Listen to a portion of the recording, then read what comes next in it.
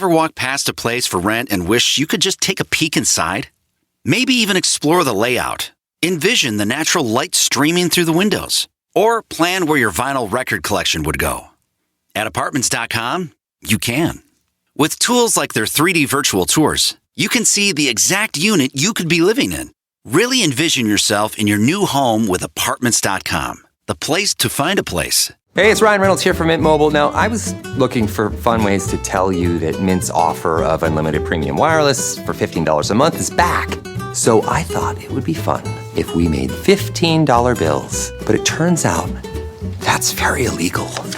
So there goes my big idea for the commercial. Give it a try at mintmobile.com/switch. Upfront payment of $45 for 3 months, $90 for 6 months, or $180 for 12-month plan required. $15 per month equivalent. Taxes and fees extra. Initial plan term only. Greater than 50 gigabytes may slow when network is busy. See terms.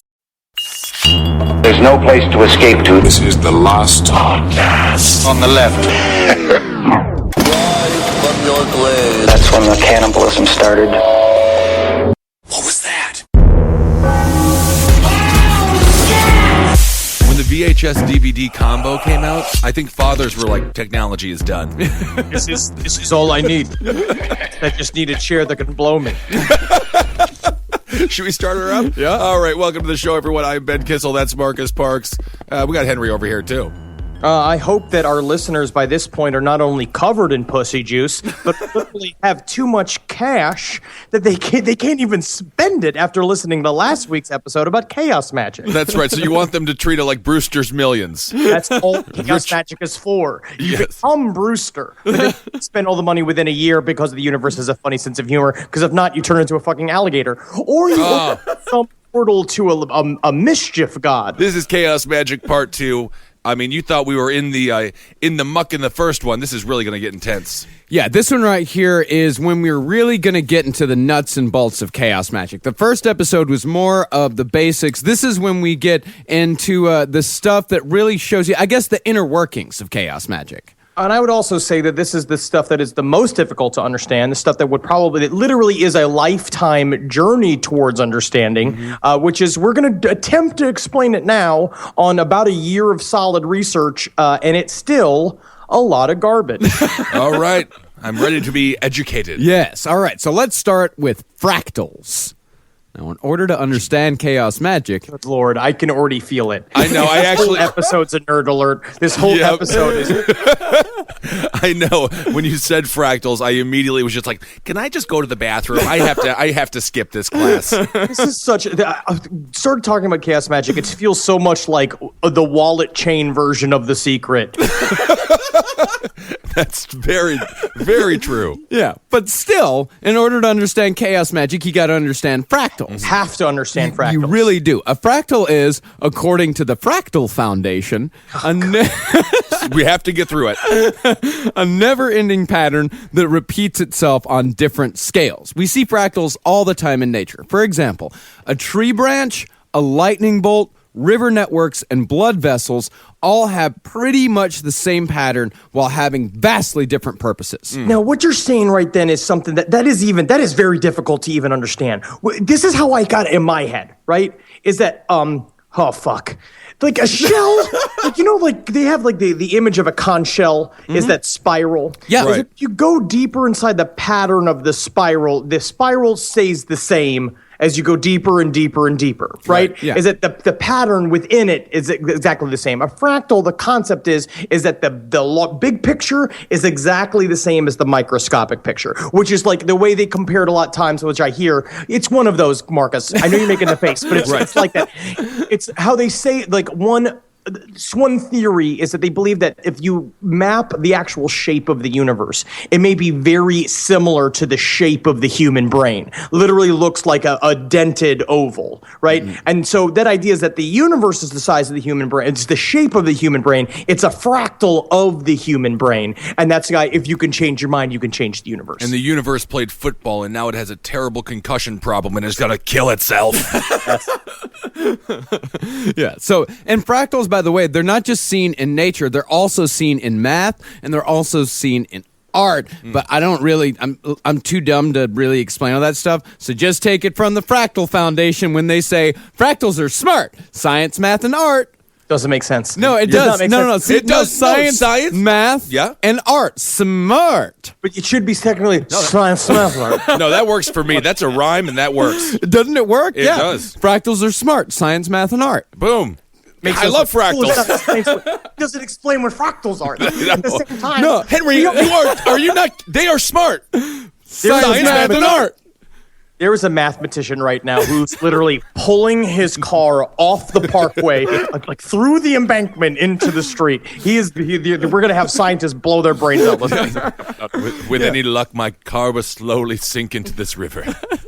Now, one of the ways in which chaos magic is fractal is that while we may use different gods, different belief systems, and different magical systems, all of it is essentially connected, and when you look at it closely enough, it's all essentially the same. We're just using it in different ways. Fractals could even be applied to like the collective unconsciousness. Like throughout history, you see like different societies on different continents in different climates developing extremely similar building structures and belief systems despite having no contact with each other whatsoever. Now, can we also say that a fractal, a conceptual fractal, is sort of how social networks and the internet is a model based upon what is essentially the collective unconsciousness? Right.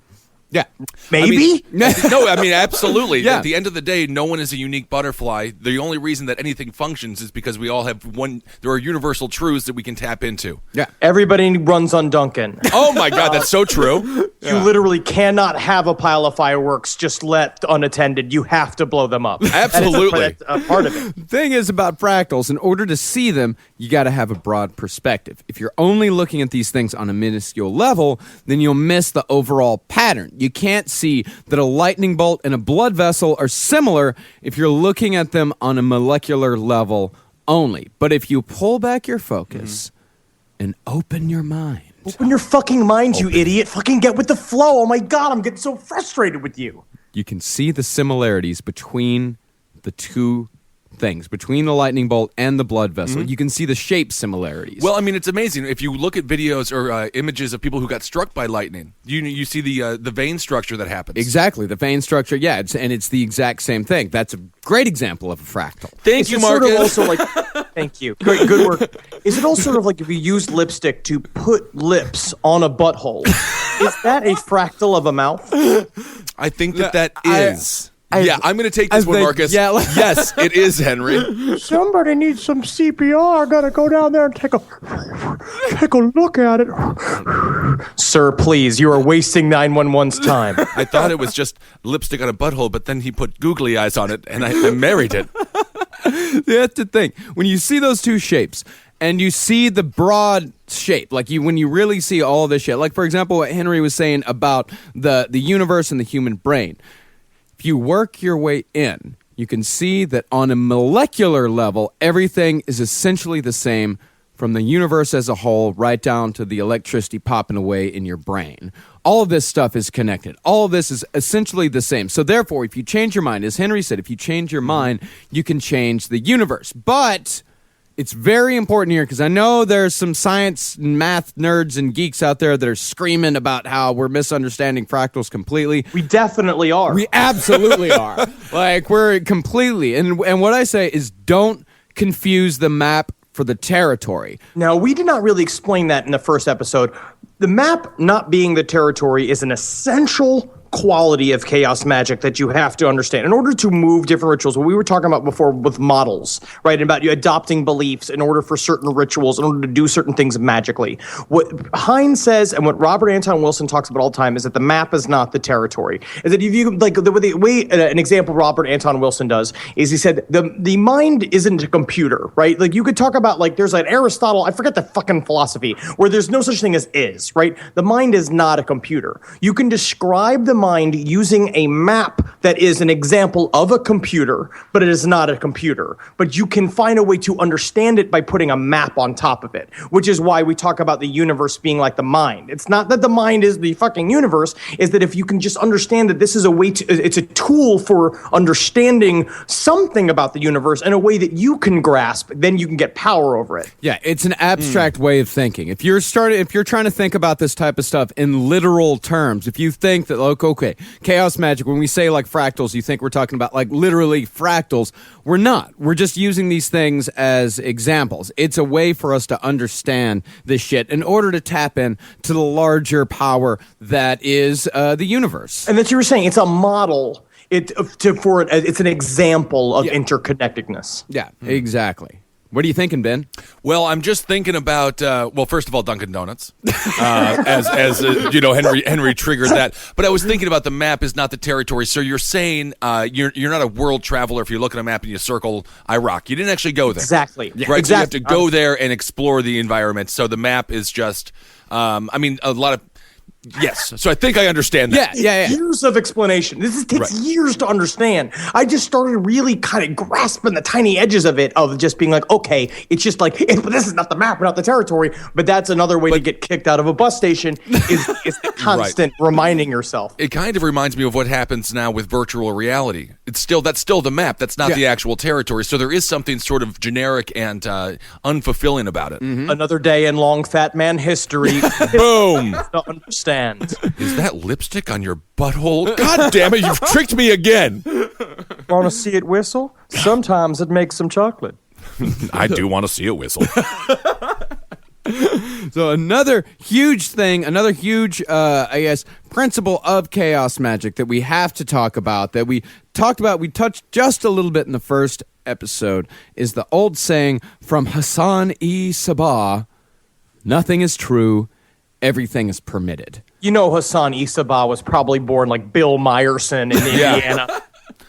Yeah, nothing really comes out across as really prophetic if your name is Bill Myerson. you got to change it. No, nothing is true, everything is permitted took me a very long time to understand. It was something that I could never really wrap my brain around, but I think maybe I've got some understanding of it. What that means is that if nothing is true, then you are free to choose whatever beliefs you want to choose without the burden of proof. All it has to be is true to you in a specific concept and then thrown away. Yeah. That is what it's supposed to be in ritual. You're supposed to believe that Horus is a god for a specific ritual. Adopt an Egyptian thing where you want to connect to something. Like, let's say you want to get a deal on a trip to Egypt. And you're talking to Horus about, like, please let me find some cheap airline tickets. And you envision him and stuff like that. And then the next day, if you don't need Horus anymore, you don't have to believe that any of that's real, that Horus is not real. I knew they used me for my travel plans. Those bastards, as soon as I get them to Egypt, they stop speaking to me. Yeah. But the problem is that then we're talking about, but in the moment, because you believe it's true, then you made Horus real in that period of time because you've called it forth. Now you're using Horus as what is technically what is called a servitor, who is like an otherworldly service person that's going to help you out. He's like the Indian guy that you call on the fucking the call center. He's like that guy, but he's magical. But that guy's got a whole life that now you got to deal with. You've brought Horus into this situation, but now you got to deal with Horus's baggage as a part of your request. I'm not sure if the guy in New Delhi that I talked to when I'm speaking with Sprint isn't magical. I kind of think that he is. And it comes down to like different truths and different realities, right? Absolutely. So like my truths and realities are different than yours. I mean, I believe that all ceilings are too low. And most people don't have to deal with that. Yeah, Flip it and reverse it. That's how you Missy Elliott your reality is that you just say that everybody else is too short and then the seats are too small. Yeah. You're normal. Right. Why do they come at me with pitchforks? Like for example, conceptually, if you're talking about like reality wise, like I have a deeply held belief in the collective unconsciousness of humanity. That can never be proven. A lot of people look down on me for that. They think I'm dumb for believing it. But if I believe... Who is calling you dumb, Marcus? I think assholes on the internet. Oh, if who cares? Shithead ever said that dog means dumb, I will pull him out into the street and I'll curb him like a dog. Oh my God, I would love to watch you curb someone. But if I believe, as far as the collective unconscious goes, if I believe that nothing is true, then I'm free to tell those people to fuck off and use that belief for my own purposes. However, if I decide to use a ritual that requires me to not believe in the collective unconscious, like, for example, if I need to do a ritual that requires extreme isolation from humanity, if I have to believe that we're all alone in this universe, or if you have to believe that, that you are the only person that exists. Yeah, or if you have exactly. Then I got to set aside my belief of the collective unconsciousness until I need it again.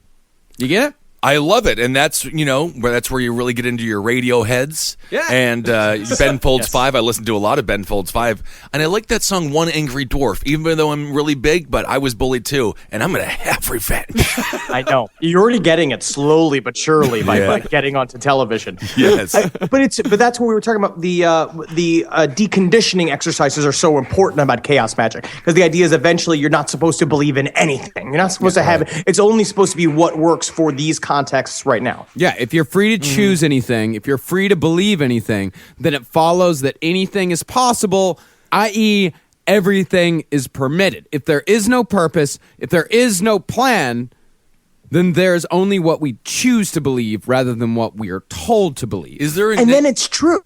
Yeah, is it possible to have like a negative side effect though? Like a lot of people who are like, I'm a Buddhist, it's just like, no, you're not getting off the couch for 3 months. Like I think you're extremely that's not depressed. Buddhism. Yeah, There's a lot of problems all the time, and that's why but a part of chaos magic is really important is discipline and checking in with yourself and understand and not getting magic-itis that we talked about, where you start to believe that you're fucking Merlin, right, even though you're just hanging out in your room in fucking sweaty shorts playing with tarot cards. Right.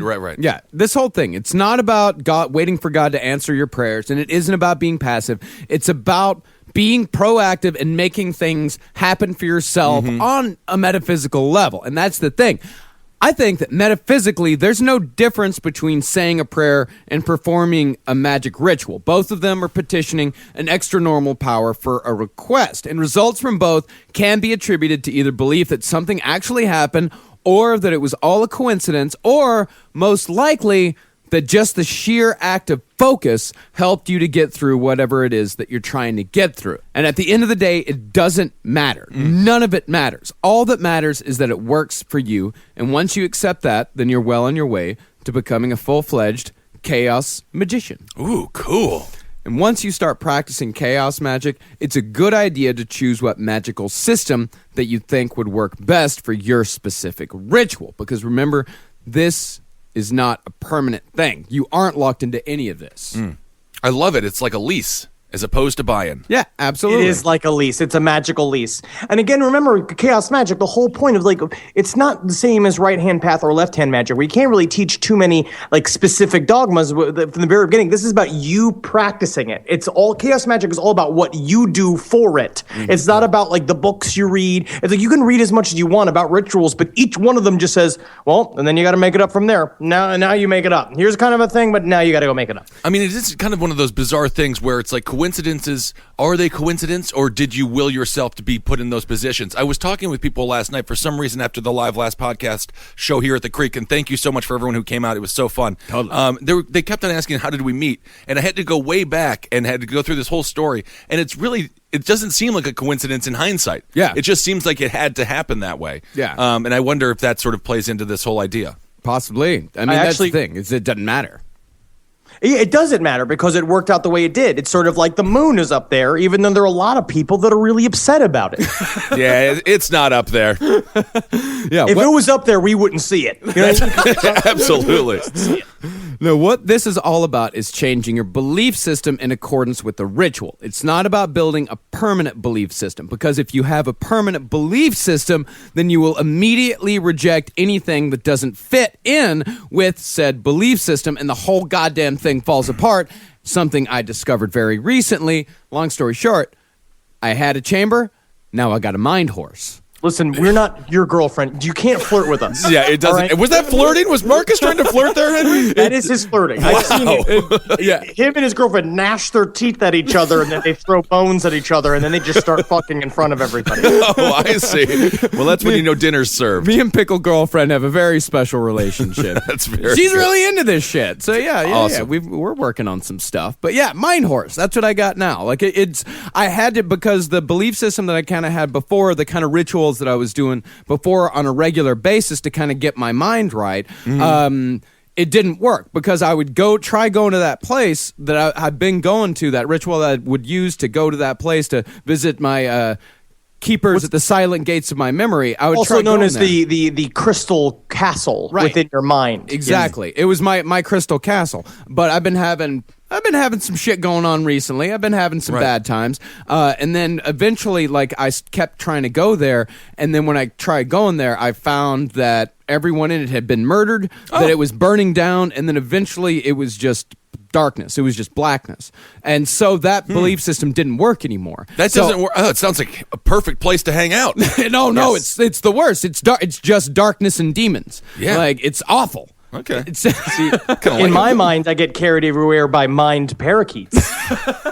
Thousands of them. Yeah, because that's the thing, is that chamber was something, because that belief system that I had at the time, that was for me to get my mind right and for me to kind of get shit organized. But now life is more of a journey for me. That's what's going on with me right now. I'm on more of a journey. I'm going to new places that I've never been before, so I need a mind horse. You need a big stinky mind horse. Yeah, I need a big stinky mind horse to keep me going through all of this bullshit, so I use kind of the same type of ritual, but now instead of visiting the chamber, I go and me and my mind horse explore together. All right, we'll check out the chamber every now and again, see how the demons are doing. They get lonely too. Oh no, they follow me over. Oh, they did. No matter where I go. Nah, they're not going anywhere. They're just, in my head forever, and that's just how it's gonna go. And go to the doctor. Get your meds checked out. I did. I went last Wednesday. Oh, good. Yeah. And that's where the mind horse came from, is that it was just big.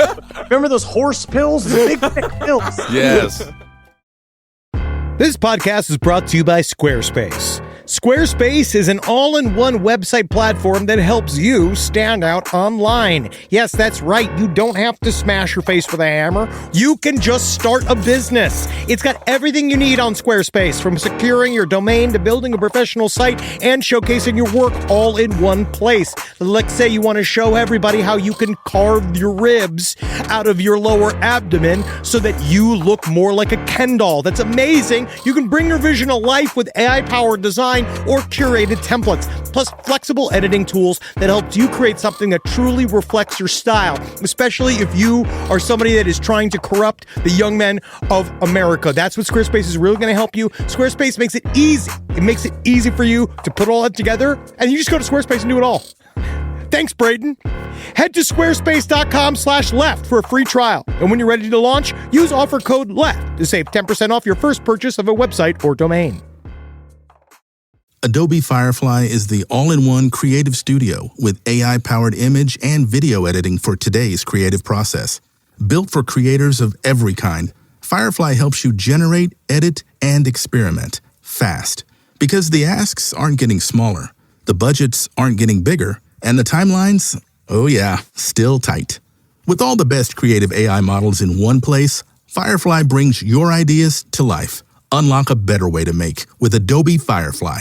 Hi, Ryan Reynolds here for Mint Mobile. Are you looking for a beach read this summer? May I suggest your big wireless bill? It's got suspense, mystery, a slightly flat, emotional arc, and a shocking twist where you realize you've been overpaying the entire time. Fortunately, though, Mint's story is better. Every plan, $15 a month, even unlimited. That's it. Happy ending.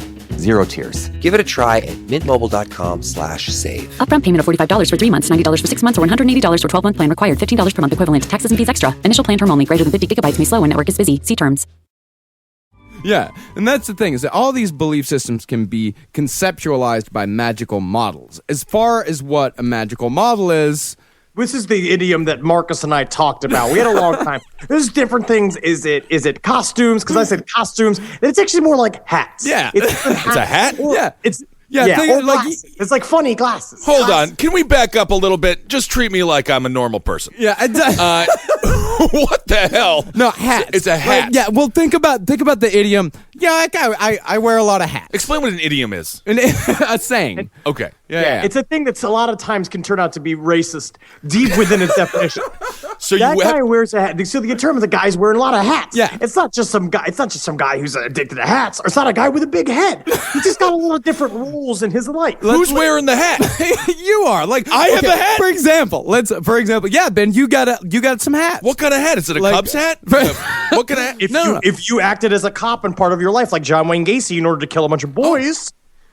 I'll have a cop hat then. Yeah. See, for example, you have your last podcast hat, and you got your Fox News hat. You can see what I say? You wear a couple of hats. Oh, you know what? I like to say socks. You like to say socks? Yeah. That guy wears a lot of different socks. I wear many socks. I wear many socks. Yeah, I'm on 6 different podcasts, and I wear a different hat for each podcast that I'm on. Right. And Henry, he has his pretty face hat and his now no longer in use A to Z hat. In UK, it is still in use, and the Heroes Reborn hat is also just sitting in a closet, and it is waiting for Netflix to ask for me to don the Heroes Reborn hat again. Stu, is that Stu? But that's the thing. Even if we're wearing different hats, we're still basically the same person. Right. And magical models are much the same way. It's putting on a costume to help you do something. It's like a tool. It's a specific thing. And then sometimes I use glasses too, because sometimes, like, if you want to pretend like you're awake at a meeting, you can put all those glasses on that have got the eyeballs. Oh, absolutely.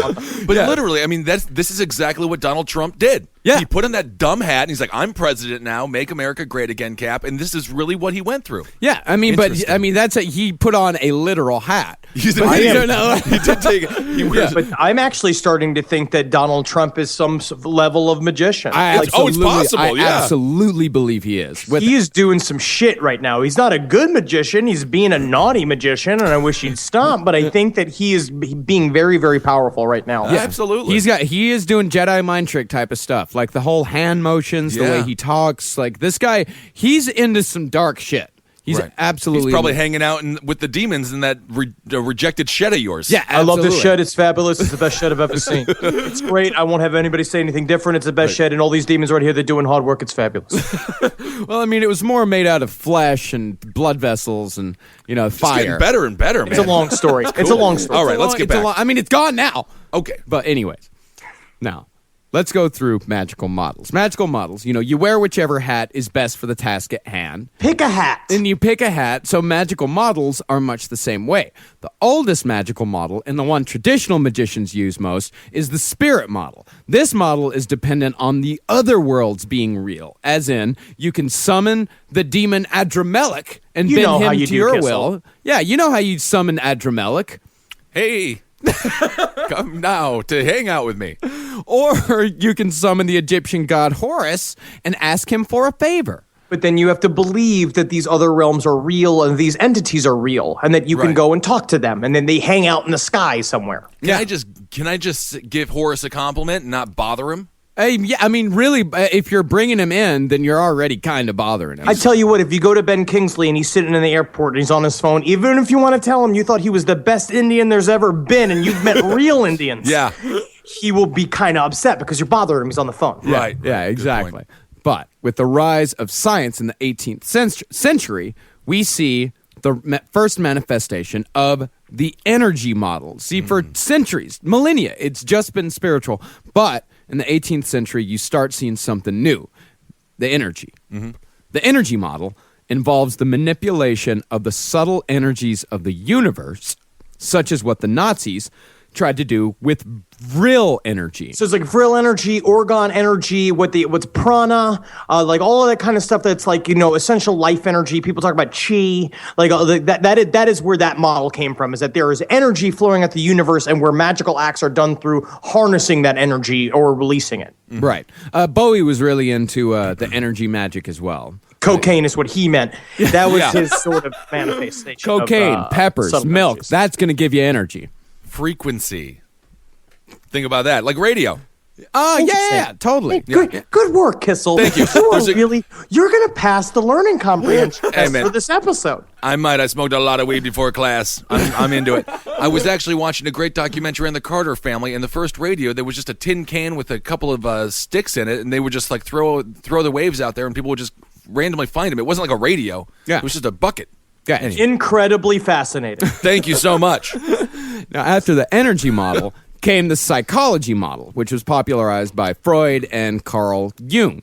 This transported demons and angels and such from the other world to the inner world of the unconscious mind. This is my go-to a lot of time. I usually work in the psychology model, and I bring therapy into it as well. And there's a lot of different ways that you can use the psychology model in chaos. The psychology model is the model that a lot of people use in order to explain it to people that will imagine they will find you completely insane if you say that you talked to Horus last night during a meditation session. It's like that's the other thing. So psychology model is about taking some of the magic away from it and saying it's about it's it's symbols. They're that the things that were described as actual entities are just symbols, and we can learn them mostly to learn about ourself and our nature within the universe. Yeah. Austin Spare that we talked about in the last episode. He was definitely one of his big things was a psychology model. Something that I mentioned earlier was the keepers at the silent gates of memory, which that is actual manifestations of certain parts of your subconscious that you can actually travel to within your brain and communicate with. Like Austin Spare used to communicate with his subconscious through automatic writing, and he could figure shit out about himself that way, or he could communicate that way. But then Spare made it practical by developing sigil magic. About the whole point is then he took it from the step of, because the psychology model can then be compared to the right-hand path kind of stuff where it's about inner transformation. Austin Spare was like, but then you can use it to get pussy by doing this thing. Yes. It seems to be the end game for the majority of these people. Well, I mean, a lot of the time. They're nerds. They cannot talk. They cannot flirt. If they were charming, they would not have started doing this stuff. They would have been in the entertainment business. Now, the most recent model that Phil Hine talks about in Condensed Chaos, and remember that Condensed Chaos was written in 1995, is what Phil Hine calls the cybernetic model. Ooh. And this is deeply rooted in chaos theory and is mostly information-based. Like, this is something like where you take things from the internet. You take things from like just different, like how would you describe the cybernetic model, Henry? Because this is the one that kind of makes me a little confused. No, this is the one that basically folds quantum mechanics into magic. The idea is that this is all about understanding.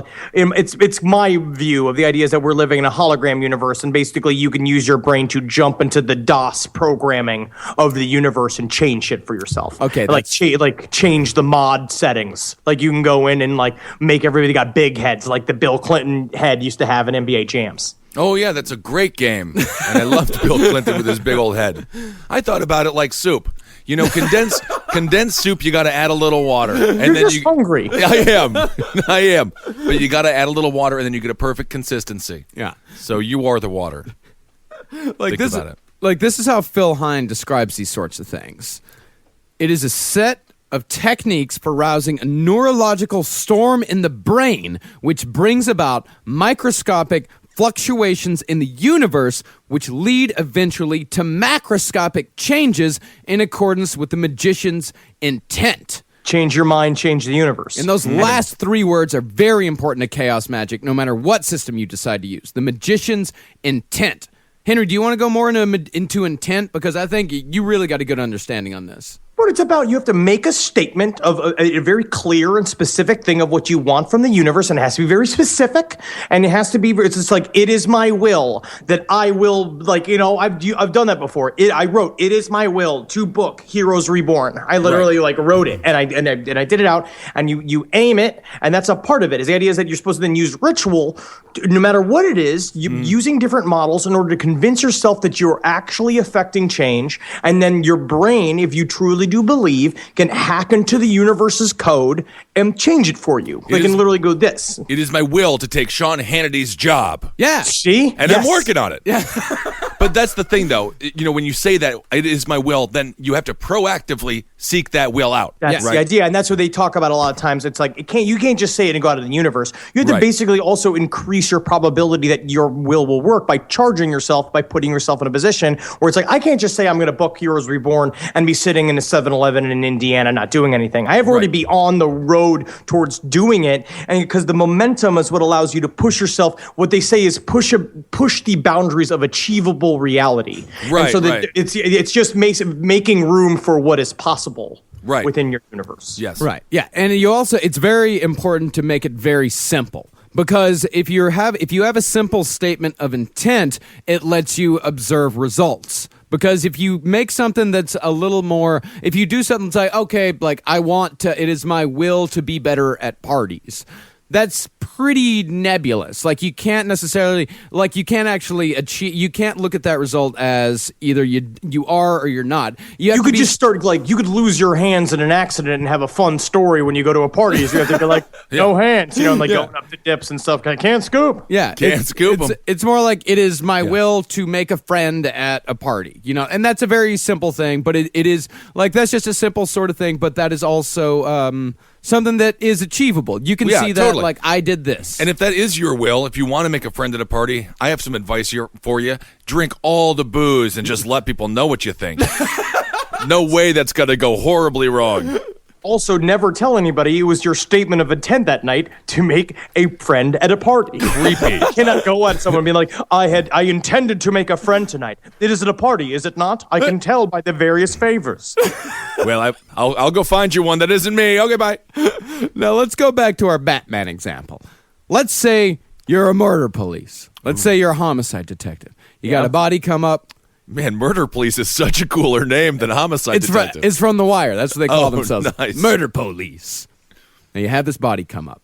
You got no clues. You got no witnesses. You got nothing but dead ends no matter where you go. Love that show, 48 Hours. Mm-hmm. Great show. So good. So good. So if you would like to use chaos magic to solve this murder, your statement of intent could be, I want to invoke Batman so I can solve the murder case. You want to invoke Batman? Yeah, absolutely. My son Henry Thomas is gay. I can tell because he loves Phantom of the Opera. I want to invoke Batman to scare my son back into being straight. oh, you're playing your father right now. Yes. Wow. Now, if you perform the ritual and all of a sudden you're seeing clues that you missed before and you're making connections that lead to the arrest of the murder suspect, then you have achieved your statement of intent. And you Sure. can even use real life people if you want to. Like you could invoke Iggy Pop to become a more confident performer, or Steve McQueen if you got to win a street fight that you got coming up. Right. I mean, it does seem like it could be a risky venture for the cops. I mean, I think this is when they start planting cocaine on people. You know, it's like, I will that you have cocaine. They're just like, put it on him, Jono. Well, that really worked. I got some real results on that one. Real results.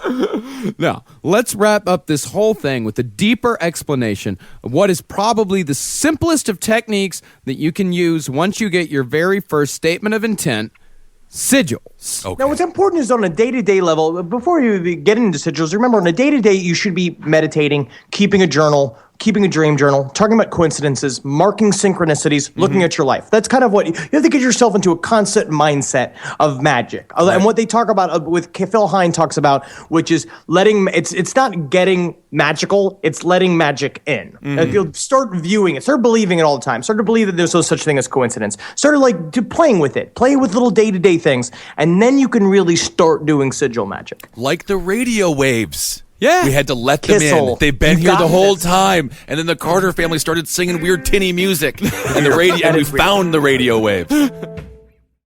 Adobe Firefly is the all-in-one creative studio with AI-powered image and video editing for today's creative process. Built for creators of every kind, Firefly helps you generate, edit, and experiment fast. Because the asks aren't getting smaller, the budgets aren't getting bigger, and the timelines, oh yeah, still tight. With all the best creative AI models in one place, Firefly brings your ideas to life. Unlock a better way to make with Adobe Firefly. Plan B made over-the-counter emergency contraception legal more than 20 years ago. It's a safe, effective backup birth control option that helps prevent pregnancy before it starts by temporarily delaying ovulation. Plan B is the #1 OBGYN recommended brand and the only one you can find at all major retailers in all 50 U.S. states. There's no minimum age requirement and you don't need an ID to buy it. You can order it through DoorDash and other major delivery platforms too. That's freedom to be. Use as directed. Hi, Ryan Reynolds here for Mint Mobile. Are you looking for a beach read this summer? May I suggest your big wireless bill? It's got suspense, mystery, a slightly flat, emotional arc, and a shocking twist where you realize you've been overpaying the entire time. Fortunately, though, Mint's story is better. Every plan, $15 a month, even unlimited. That's it. Happy ending, zero tears. Give it a try at mintmobile.com/save. Upfront payment of $45 for 3 months, $90 for 6 months, or $180 for 12-month plan required. $15 per month equivalent. Taxes and fees extra. Initial plan term only. Greater than 50 gigabytes may slow when network is busy. See terms. Now, if you'll remember, way at the beginning of this episode, and actually about halfway through this one, we mentioned a guy named Austin Spare. And as we talked before, Austin Spare was a guy that put together the whole system of sigil magic. And what a sigil is, a sigil is created when one expresses their will or desire in a sentence, then creates a single graphic symbol out of the letters without repeating any of them. In other words, one S is enough. And you can also take you can do is you can take your will of intent, what you want, and you can make an anagram of it that is a nonsense chant. that you can also use. Yeah, absolutely. And what Spare believed was that these sorts of things, these sigils, these sorts of anagrams and chants, what he believed is that the things that we create ourselves are just as, if not more valid than the symbols one might find in grimoires or the symbols created by people who claim themselves to be high magicians just because they decided that's who they are. Like, they just decided, I'm a high magician. I know what the fuck I'm doing. Here, use this sigil. Yeah. Well, I'm a basketball player. Let me on there, Brooklyn Nets. No, I got the gumption. I got the, LeBron James. I mean, is it similar to marketing? You know, I'm thinking like the Starbucks symbol. Yeah. Is that a sigil to some degree of the person who created that company? Definitely. I believe that's a whole other, if we want to get into symbology of trademark brands and how they use it to hypnotize us, that is a very big topic, and that is true. If you want to talk about magic done on a government basis, look at 9/11. Look at things that are promoted all the time, that are pumped on your throat, like literally mantras, in order to fucking spin your mind. Not unlike anything that you would have. You've never done anything like this on Fox News, man. No, at no point. No, I did describe the United States as a business, and our major export is the brand, and that's totally correct. Yeah. I mean, that's all that we have is the idea of what we are, and we're not living up to that idea very well. No, we're doing really badly. But what Henry's saying with 9/11 is that the chant is saying 9/11 over and over. Sure, again. right. It's like mentioning the words 9/11 as many times as you possibly can. It's all psyops. It's all very, like we said, the government's been using shit forever. Or at least pretty much since the 50s and 60s. I mean, and households use it as well. A house with a crest, for example. I mean, definitely. Anyway, that's a whole nother episode. We'll have to get into that stuff. Yeah, absolutely. Wonderful. Yeah, and Spare's reasoning was that if the purpose of magic is to exert one's will into the world, then it would follow that the symbols that come from within are the most powerful and efficient way to do so. That if you take what is within you, and if you really want to exert your own will, then what you create is going to be the best way to do that. And Spare said that when the mind was in what he called a void or open state, which could be achieved through meditation, exhaustion, or the peak of sexual ecstasy. I'm having one. Fuck! He said that magical sigils could be used to send commands to the subconscious. Like, for example, the masturbation sigil. That is a very common way of what they call firing a sigil. So what you do is you basically call it a firing sigil? It's called firing a sigil. Fire it out there, brother. My goodness. Let me just put it on your eyebrows. It looks like I made you a streusel. Seems like you just want to give me a facial, it seems like. No, with him firing a magical sigil. Oh, I see. You should be thinking about me. And it's a whole other story. Yeah. Ooh, I just got an idea. All right, do not go there. But the idea is that you're supposed to charge a sigil by keeping around your house. There's different ways to do it. You put it on your mirror in the bathroom. You put it in your wallet. You put it in various places. With a thing that Phil Hine likes to talk about, what makes it really effective for him is that you doodle it when you got nothing else going on. If you're sitting someplace and you doodle it, you just kind of keep going, keep thinking about it. And then when you're ready to fire it, you look for an opportune time. And then essentially, you could kill a chicken. Mm-hmm. And you could do one thing. You could stab a horse in the neck. I'm not promoting it. No, I like a horse. I love horses. Kill a chicken, though. Who cares? Yeah, who cares about a chicken? But you don't fuck with horses. You could fucking gut a pig and think about it if that's what you want to do. Sure. Don't kill people. We can't say that on this podcast. No, don't do it. And we say actively powerful, do not kill people. You don't ever do that. But the most equivalent is to come, and when you come, you fire it. You imagine the symbol in your head, and then you shoot it out into the universe. Well, what if when you do that, you accidentally doodled a dick, because you always doodle dicks, and then you thought of a dick when you came? That's it. Then you're a homosexual. Oh, I see. There's no coming back from that, man. No, Answers. You're done now. But no, it's very interesting. But you know what he said is what you can also do is he said there are other ways to do it is coughing, farting, or sneezing. You can fart on the sigil? You can fart out a sigil, and that it's just as powerful as coming. Yeah. But if you're a sigil, that's a rough life. Yeah. No matter what, the best case scenario is getting coughed on, I think. And that's the thing, is that once you fire out that sigil into the universe, forget about it. Don't think about it. Okay. Yeah. Because you're thinking about it right now. You're thinking about it. don't think about it. Don't think about it. Well, I think if you do think about it, then it gives you a much higher chance of mentioning that you farted on a piece of paper in the office. And so you do want to forget that. Yeah, you remove it from your conscious awareness. It kind of gets planted into your subconscious. It grows in your subconscious mind, and when ripe, the commands would manifest themselves in the world of conscious reality, achieving the magician's initial intent. Cool. You can also use sigils as a conscious tool, something to summon when you need it. For example, my very first sigil was formed from the sentence, I want to get out of my own head, meaning I had a problem living in my own thoughts without truly experiencing anything that was happening around me. Right. However, while the sigil was formed of, I want to get out of my own head, the statement of intent was, I want to use sigil magic to get out of my own head. It's a small difference, but it's an important one. For anybody else that actually wants to try this thing, I would not do something as broad as get out of my own head. I feel like that end up doing that. Then you're opening gates to a bunch of shit. It's a lot of stuff coming in there. Oh, dude, it fucked me up real bad. You have to do it in a very small level. It's literally shit like I'm not gonna be in traffic on the way to work today. Like literally, it's like we started real small. And a big thing to remember is the qualities of chaos, which I think I wanted to bring up last time, which they talk about in the condensed chaos. It's really interesting. You have to remember before you do any of this stuff is chaos stands for confidence, honor, attentiveness, organization, and sensitivity. And the big thing in there is honor. And a part of what he talks about with with chaos magic is that if you say stuff like I'm going to be a place, you got to go there. If you promise somebody, if you promise something to somebody, you got to do it. Because the whole point is that as a magician, your word and your thought is supposed to mean something to the universe. And your sigils are not going to work if you're a liar. They're not going to work because the idea is that your word has to be your bond, and that has to actually mean it. So when you say something, you have to mean it, because that's the only way that this kind of process is going to work. Yeah, absolutely.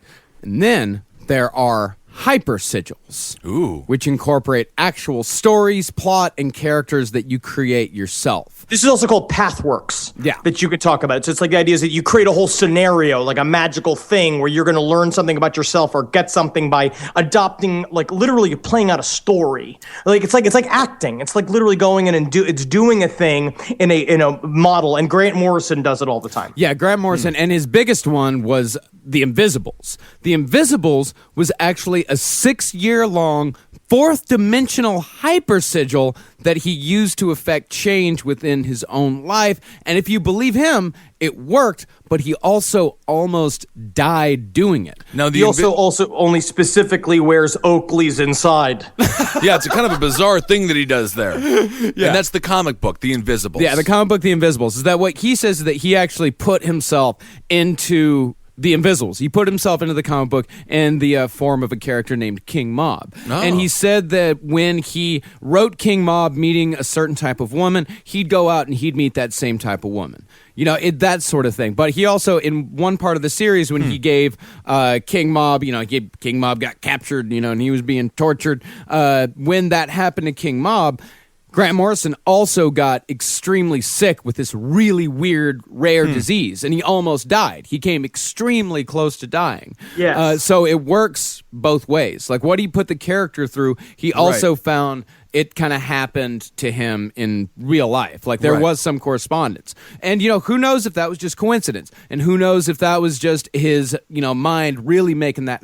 But that's the thing, is that his mind, even if it was just his mind making that happen, he made it happen. And Stephen King, when he was writing it, he turned into a spider. It's really weird. And I thank God that he threw out that fucking book he was writing, Old Man Gets Hit by Van. Oh, my God. I know. It was a very clear premise, but truly horrific. Yeah. And by the way, Grant Morrison's book, Super Gods, is a great introduction to all of this stuff. If you're already into superheroes and want to see examples of what can be done with chaos magic, then you can read Super Gods, because he doesn't get really into it like Phil Hine does in Condensed Chaos. He just kind of says like, yeah, I use this, I did this sort of thing, and it sort of whets your appetite for all. But it's also, if you're into superheroes, Marcus uses a lot of examples of superheroes, which I am not particularly very into. I don't really care about superheroes, but they are a very convenient way to put as like a kind of folklore types that you can hang stuff on, that like you can put qualities, you can attribute qualities to them that help you in these kind of rituals.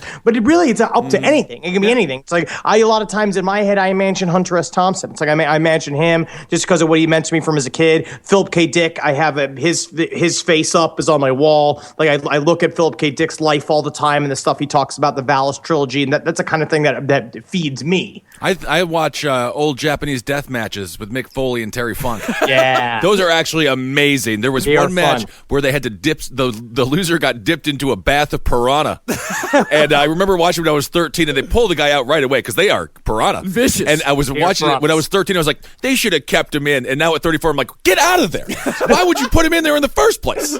Yeah. And and all this stuff, like we said, we're rank amateurs at all this type of stuff. Like, please read at least Condensed Chaos before you try any of this stuff yourself. All we've really done is give you a bit of a primer to make getting into this stuff just a little bit easier. And as always, just have fun with it. Have fun with it. Just have Quit fun being so with it. serious, you fucking idiot. Fucking release yourself. Right. And you know what? I'm gonna get a little corny, but you can really do whatever the hell you want to do. Yeah. And that's the great thing. No matter what, we're birthed into an environment that we have no control over, but in reality, you do. Yeah. You make Make it yourself happy. And you're allowed to be happy. You don't have to be stuck in any paradigm. You can just let it go. Anytime you're stuck, you feel like you're stuck, there's no marriage that's permanent. There's no life situation that's permanent. Just fucking get out of it. And There's this massive misconception that somehow you have to be a miserable, starving, or maybe a starving artist if you want to be thin. I should be more of a starving artist. But like so many like young stand-up comedians, they go through this thing where they feel like they have to be miserable, otherwise they're not suffering for their art.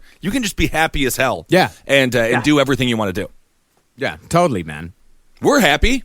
I feel fine. I'm the happiest I've ever been. I'm getting there.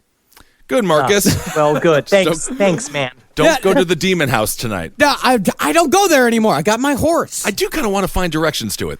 Yeah? I would love to go. No. It's easy. Just follow the screaming. Oh, I see. And the dripping of brine from Marcus's fucking pickle mouth. It is eerily silent. Okay. Yeah. Thank you for listening, everybody. Thank you That's so Chaos much. Magic. Chaos Magic. Unbelievable, guys. Henry and Marcus, you guys are really getting a handle on this because, I mean, from the first episodes to these episodes, when it comes to this subject, you guys are really getting a good grasp on it. And it's very edutaining. It is This is edutainment at its finest. You know what I want to do right before that you said that? I just want to give one standard. I'm having one again. Fuck! Oh, yeah, just to add to that. I love it. Yeah. All right, guys. Thank you guys so much for coming out to the live show. It was yesterday. We had such a great time here. Fantastic time. It's the fourth Saturday of every month at the Creek in the Cave. Everyone is so unbelievable. Yeah, it's so great. And we've got the next live show that we have coming up is Los Angeles. And by the way, we just released 50 more tickets. So if you've been trying to get to the Los Angeles show, and if that show has been sold out, it has been sold out for a little while. I know a lot of people have been trying to get tickets to it, but we just released 50 more tickets to that. So go and check out, I think it's crestwestfield.com. But just type in Crest Westfield or go to cavecomedyradio.com and click on live events, and there'll be links to that. Awesome. And also we've got we just sold out Glasgow, which is fucking amazing. The only UK tour, the only UK show that we have left tickets for is at the London show, the very last show, the second London show, but those are going to sell out. Those are going to sell out definitely in the next month or two. So get those fucking tickets now. I can't believe that the amount of support we're getting from the UK. I mean, hell, it's fucking June, or this is July, and the show's in October, and we've already sold out so many. Thank you guys so much. Going back to Chaos Magic, we booked the venues, and it's up. If it's almost like Field of Dreams. Yeah, if you almost build it. like it. I mean, we didn't sell the tickets the last time. No, but this time we did it. We had more work to do. Excuse me, Crest Westwood, not Crest Field. Follow us on Twitter. I'm at Henry Loves You. That's Marcus Parks on Twitter and Instagram, and Dr. Fantasty on Instagram for Henry. I'm on Twitter at Ben Kissel, and Ben Kissel1 on Instagram. Mostly still just pictures of bagels, but getting there.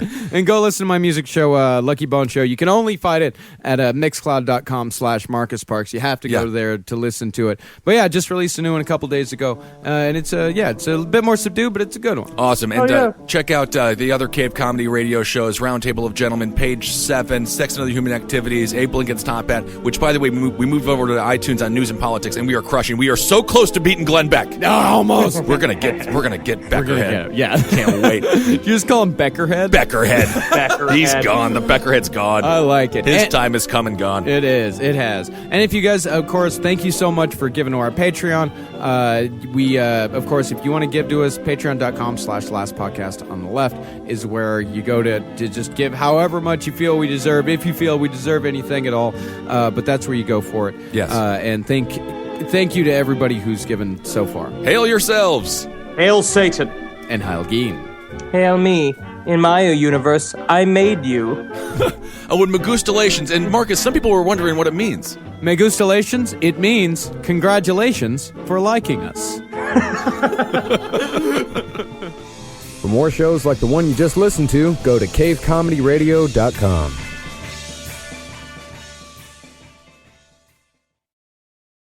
Plan B made over-the-counter emergency contraception legal more than 20 years ago. It's a safe, effective backup birth control option that helps prevent pregnancy before it starts by temporarily delaying ovulation. Plan B is the #1 OBGYN recommended brand and the only one you can find at all major retailers in all 50 U.S. states. There's no minimum age requirement and you don't need an ID to buy it. You can order it through DoorDash and other major delivery platforms too. That's freedom to be. Use as directed. Ever walk past a place for rent and wish you could just take a peek inside? Maybe even explore the layout. Envision the natural light streaming through the windows. Or plan where your vinyl record collection would go. At Apartments.com, you can. With tools like their 3D virtual tours, you can see the exact unit you could be living in. Really envision yourself in your new home with Apartments.com, the place to find a place.